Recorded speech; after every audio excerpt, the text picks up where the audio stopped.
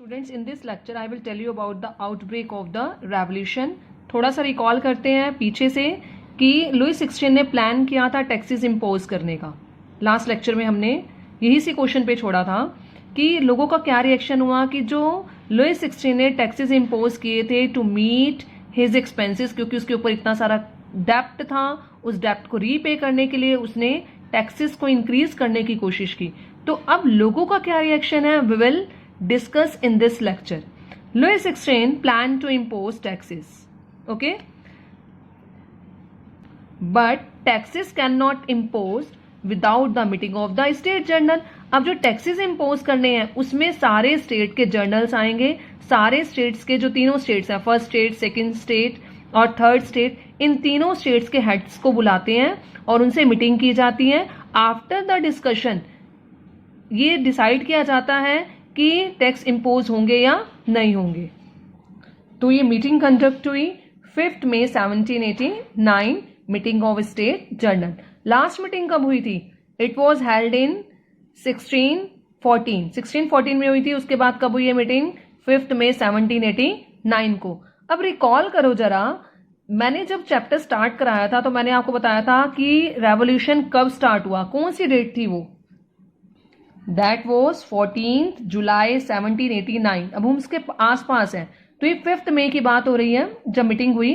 तो प्रपोजल आया new taxes का, जिसमें Louis 16 has called 300 representative each from first state and second state. First state से भी 300 रिप्रेजेंटेटिव्स को बुलाया गया और सेकंड स्टेट से भी 300. तो टोटल कितने हो गए? 600 representatives from these two states, मतलब फर्स्ट एंड सेकंड. और 600 रिप्रेजेंटेटिव्स कौन सी स्टेट से बुलाए गए? थर्ड स्टेट से. क्यों वहां पर रिप्रेजेंटेटिव ज्यादा क्यों बुलाए गए? ये पहले ही बताया था मैंने आपको. 98% population is of third state, belong to third state. Third state की जो पॉपुलेशन इतनी ज्यादा होगी तो इसलिए वहां पर रिप्रेजेंटेटिव्स भी कितने बुलाए गए? 600. अब लोग वहां पर बहुत ज्यादा थे तो इसलिए कुछ लोगों ने, 40,000 लोगों ने, जो पुअर थे, पीजेंट थे, फार्मर्स थे, उन्होंने सिर्फ लेटर्स ही लिखी थी, लेटर्स भिजवाई अपनी. बट वोटिंग का जो स्टाइल था लुई 16 ने चेंज कर दिया. He generated a new principal.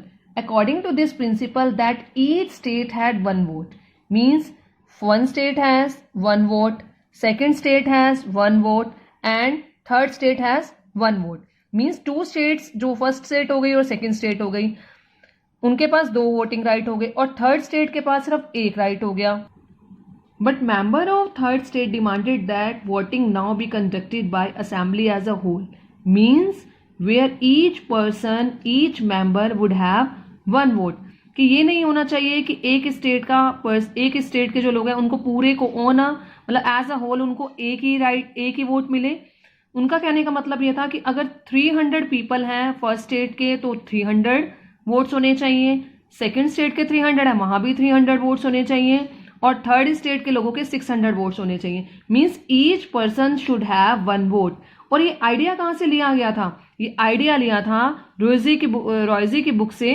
क्या था उसका आइडिया सोशल कंट्रैक्ट में? कि each person has one vote. तो लोग वहां से इंस्पायर हुए, इस आइडिया को उन्होंने यहां भी इंप्लीमेंट किया कि हर पर्सन के पास एक वोटिंग राइट होना चाहिए. अब मीटिंग में उन्होंने इस चीज की डिमांड की फॉर इक्वल वोटिंग राइट्स, पर किंग ने उस डिमांड को क्या कर दिया? रिजेक्ट कर दिया. तो लोगों ने क्या किया?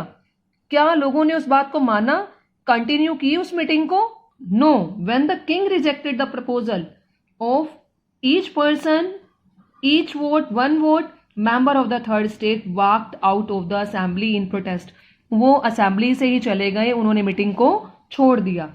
तो रिप्रेजेंटेटिव जो थे थर्ड स्टेट के, वो ऑन 20 जून वो एक हॉल में असेंबल हो गए. उस हॉल को बोलते हैं टेनिस कोर्ट. अब टेनिस कोर्ट ये नहीं है कि वो वहां पर टेनिस खेलने के लिए गए थे, नो. टेनिस कोर्ट में वो असेंबल हुए और उस टेनिस कोर्ट में they form the national assembly. वहां पर उन्होंने नेशनल असेंबली बनाई और उन्होंने कसम खाई. They swore not to disturb till they had drafted a constitution for France. अब उन्होंने न्यू कॉन्स्टिट्यूशन को ड्राफ्ट करने के लिए क्या खाई? कसम खाई कि हम तब तक यहां से नहीं जाएंगे जब तक हमारा कॉन्स्टिट्यूशन ड्राफ्ट नहीं हो जाता, जिसमें हम मनार्की रूल पर, मतलब राजा पर, उसकी पावर्स पर क्या लगाएंगे, लिमिट लगाएंगे। ऐसा कॉन्स्टिट्यूशन हम फ्रेम करेंगे जिसमें राजा की पावर पे क्या होना चाहिए, लिमिट होनी चाहिए, कि वो अपनी पावर का मिसयूज ना कर सके। और उनको कौन गाइड कर रहे थे? There were two person, Mirabeau and Abbe Sieyes. Mirabeau कौन था? That person was a nobleman. Nobleman means belong to second state, and Abesias was a priest, means that person belonged to first state. इन दोनों लोगों ने despite of being a member of first state and second state, they had the people of third state for getting their rights. उन्होंने, जो एबेसियास थे, उसने अपनी एक philosophy, एक पैम्फलेट्स भी बनाया था कि थर्ड स्टेट के लोग क्या हैं, उनको कौन कौन से राइट्स मिलने चाहिए। तो लोग इनके आइडिया से इंस्पायर हुए और उन्होंने क्या किया, वो लोग जो थे लॉ 16 के बिल्कुल अगेंस्ट चले गए कि हम जो है राजा के अंडर या राजा की रूल के अकॉर्डिंग वर्क नहीं कर सकते, हम अपना खुद का कॉन्स्टिट्यूशन बनाएंगे जिस की पावर पे लिमिटेशन लग सके। इससे स्टूडेंट्स हमारे कुछ क्वेश्चन भी कवर हो जाते हैं, जैसे state the events that led to the formation of the national assembly, कि नेशनल असेंबली के लिए कौन कौन से इवेंट्स हुए जो हमने डिस्कस किए हैं अभी। और what was the significance of the tennis court oath in the French revolution, कि टेनिस कोर्ट ओथ का क्या सिग्निफिकेंस था, क्या उसकी इंपॉर्टेंस थी, क्योंकि लोगों ने वहां पर कसम खाई थी कि जब तक हमारा कॉन्स्टिट्यूशन ड्राफ्ट नहीं हो जाता हम वहां से नहीं जाएंगे। तो यहाँ पर हमारा ये वाले टॉपिक्स कवर हो जाते हैं। Next topic we will cover in the next video, next lecture.